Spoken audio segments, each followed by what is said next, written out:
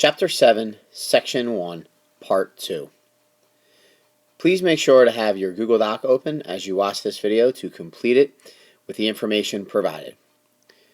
Britain's strategy. Meanwhile, the British were pursuing a strategy, which is an overall plan of action to seize the Hudson River Valley. If successful, they would cut off New England from the other states. The strategy called for 3 armies to meet at Albany, New York. General John Burgoyne would lead a force south from Canada. Lieutenant Colonel Barry St. Leger would lead his army from Lake Ontario down the Mohawk Valley. Burgoyne expected General Howe to follow the Hudson north from New York City. Burgoyne left Canada in June 1777 with an army that included British Hessians and Iroquois.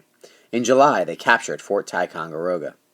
Called Gentleman Johnny by his soldiers, Burgoyne enjoyed traveling slowly and throwing parties to celebrate victories.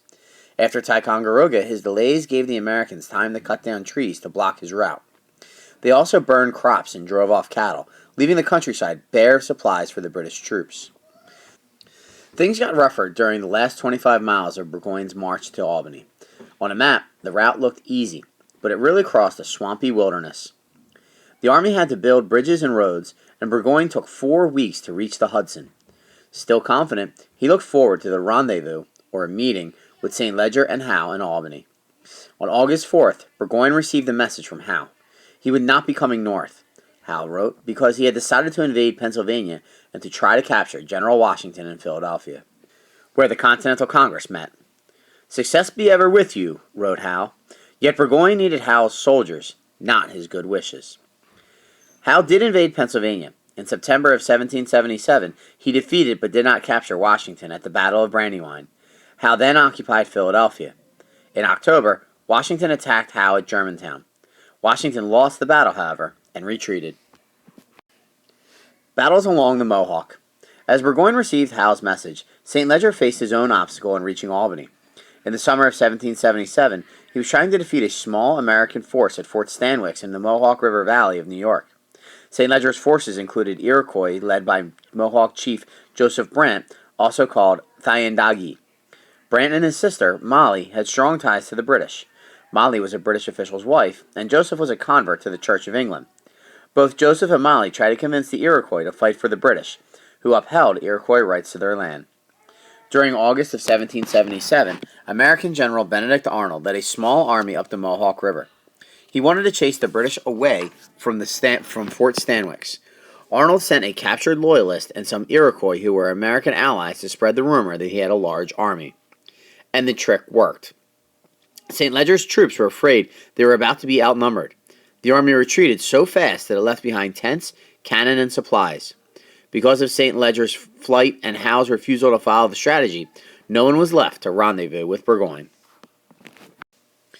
Saratoga, a turning point.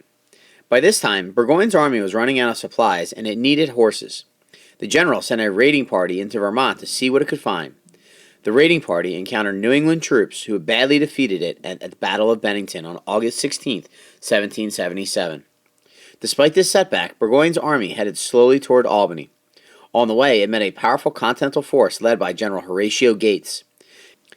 Gates' soldiers were waiting on a ridge called Bemis Heights near Saratoga, New York. There, the Americans had created fortifications or built up earthen walls behind which to fight. The Polish engineer Tadeusz Kołowski had helped the Americans do this. Burgoyne would have to break through the fortifications to proceed to Albany. On September 19th, he attacked. While Gates commanded the Americans on the ridge, Benedict Arnold led an attack on nearby Freeman's Farm. His men repeatedly charged the British and inflicted heavy casualties. Still, the British held their position. On October 7th, another battle broke out. Again, Arnold leading the daring charges against the British. Although hundreds of muskets were firing at him, he galloped through the battlefield, quote, "like a madman," a sergeant later said.